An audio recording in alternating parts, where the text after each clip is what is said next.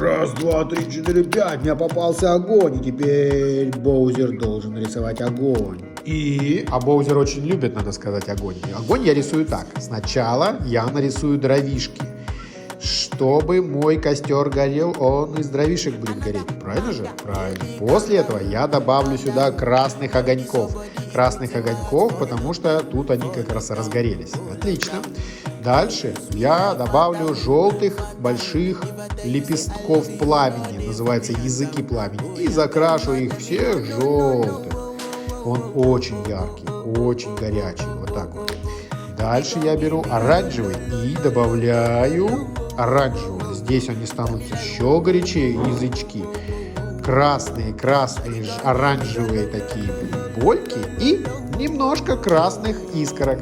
Костер готов, только осталось чуть-чуть добавить черного, чтобы большие угольки появились. Все.